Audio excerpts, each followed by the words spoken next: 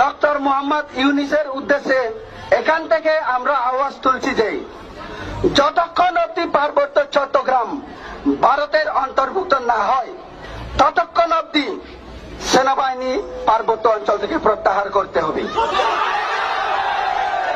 3 নম্বর, যতক্ষণ অবধি পার্বত্য চট্টগ্রাম ভারতের অবিচ্ছেদ্য অংশ কিংবা ভারতের অন্তর্ভুক্ত হচ্ছে না ততক্ষণ অবধি সেখানে সেনা শাসন এবং গণহত্যা বন্ধ করতে হবে, না হলে এই আন্দোলন আমাদের জারি থাকবে।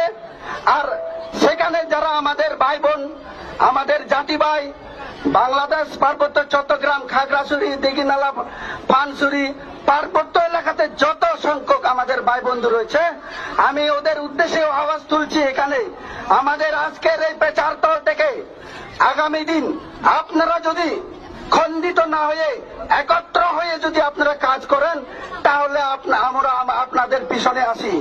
যদি আপনার ভারতের ইন্ধনে বা ফ্যাসিস্টদের ইন্ধনে এই ঘটনাটা ঘটাচ্ছে। মাননীয় স্বরাষ্ট্র উপদেষ্টা, আমরা জানছি যে পার্শ্ববর্তী দেশ থেকে তাদেরকে অস্ত্র দেওয়া হচ্ছে, টাকা দিয়ে যোগান দেওয়া হচ্ছে এবং দীর্ঘদিন ধরে তাদের এই পরিকল্পনা।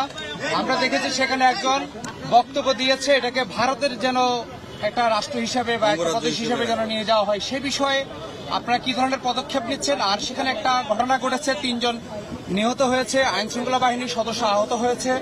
এই বিষয়ে আপনাদের পরিকল্পনা রেখে ভারতের ইন্ধনে বা ফ্যাসিস্টদের ইন্ধনে এই ঘটনাটা ঘটাচ্ছে।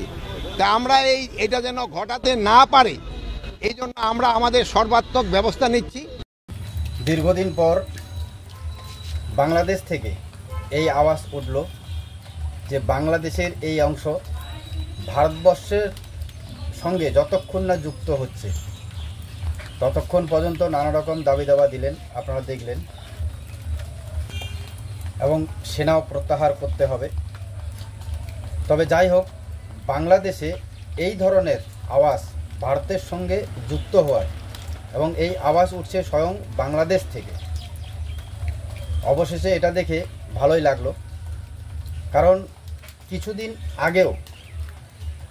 কিছুদিন আগেও বাংলাদেশের প্রাক্তন সেনাকর্মীরা কি ভাষণ দিয়েছিলেন, ভারতবর্ষকে সরাসরি তারা কি হুমকি দিয়েছিলেন, একবার আপনারা সেই ভিডিও দেখুন। সামরিক বাহিনী, ছাত্র জনতা, আমরা একত্রে আছি। আমরা রাওয়ার 5,000 সদস্য, এই 5,000 সদস্যের মধ্যে অর্ধেকই নবীন, 2,500 আমরা যুদ্ধের মাঠে যেতে পারি। আর এর সাথে যদি 30 লাখ ছাত্র জনতা যোগ হয় তাহলে ভারত তো দূরের কথা, আমেরিকাও আমাদের সাথে টিকবে না ইনশাআল্লাহ। আমি মেজর শরীফ, আমি বলে দিচ্ছি ভারতকে যে ট্রেনিং আমরা নিয়েছি, যে যুদ্ধ আমরা করেছি, আমরা শুধু 2 লক্ষ সৈনিক না, আমাদের সাথে 18 কোটি জনগণ আছে। আমাদের ট্রেনিং, আমাদের দক্ষতা ভারতের চেয়ে অনেক বেশি। আমরা যদি একবার সাহস করে আমার দেশকে যুদ্ধ করবে, আমরা বলে দিচ্ছি 4 দিনের মধ্যে আমরা কলকাতা দখল করে নেব। আমরা দখল করে নেব, আসাম দখল করে নেব। আপনারা দেখলেন যে এক সময় প্রাক্তন সেনারা, এক সময় কি বেশি সময় তো হয়নি, কিছুদিন আগের গল্প এটা, যে ভারতবর্ষ তো দূরের কথা, তাদের সাথে আমেরিকাও পারবে না। প্রাক্তন সেনাকর্মীরা প্রকাশ্যেই রাস্তায় বের হয়ে এই সমস্ত হুমকি দিচ্ছিলেন। কিন্তু এখন সেই বাংলাদেশে আবার নতুন করে আওয়াজ উঠছে যে ভারতবর্ষের সঙ্গে তাদের একটা অংশ যুক্ত হতে হবে এবং না হলে সেখানে আন্দোলন চলবে বা আন্দোলন চলছে। আপনারা দেখলেন যে বাংলাদেশের স্বরাষ্ট্র উপদেষ্টা মানে ঘাবড়ে গেছেন, তিনি এমন করে বলছেন, এবং তিনি সেই বিদ্রোহ, সেই প্রতিবাদ আটকানোর জন্য তিনি চেষ্টাও করছেন। তবে আমি একটাই বলতে চাই যে এটা দেখে যারা প্রকৃত ভারতবাসী, যারা মানে ভারতবর্ষের দায়িত্ববান নাগরিক, তাদের দেখে কমপক্ষে এই ভিডিও দেখে অনেক ভালো লাগবে, যার জন্যে আমি এই ভিডিও আপনাদের সামনে তুলে ধরলাম। কারণ জবে থেকে আপনারা জানেন যে বাংলাদেশে হাসিনা সরকার, শেখ হাসিনা সরকারকে উৎখাত করে ডক্টর ইউনূসের সরকার বসেছে, সেই আমল থেকে আমরা বাংলাদেশে দেখেছি নানা রকমভাবে মানে হিন্দুদের উপর অত্যাচার নানা রকম, এবং ভারতের সাথে যে সম্পর্ক, একের পর এক নেতা কর্মীরা ভারতবর্ষ সম্পর্কে নানা রকম তারা বলেছেন। এবং কিছুদিন আগেও আমরা দেখলাম যে স্বপ্না ভাদুরী নামে এক হিন্দু নেত্রী, তিনি আমাদের ভারতের তথা পশ্চিমবঙ্গের বিরোধী দলনেতা শুভেন্দু অধিকারীকেও কত কটূক্তি করেছেন। সেখানে নাকি হিন্দুরা কত ভালো আছেন। এবং তার উত্তর আমি দেখেছিলাম যে সেখানকার এক মুসলিম যুবক তিনি কিন্তু দিয়েছিলেন। কিন্তু অবশেষে বাংলাদেশে নতুন করে ভারতবর্ষের সঙ্গে বাংলাদেশের একটা অংশ যুক্ত হওয়ার আহ্বান দিয়েছেন এবং আন্দোলন চলছে। এতে স্বরাষ্ট্র উপদেষ্টার যে ঘুম উড়ে গেছে, কমপক্ষে এটা দেখে তো ভালো লাগছে। কারণ বিভিন্ন সময় আপনারা নানা রকম কথা বলেছেন, সেই সময় তো তারা কেউ পদক্ষেপ নেয়নি। এবং বাংলাদেশের এই ভিডিও দেখে অবশ্যই আপনাদের ভালো লাগবে।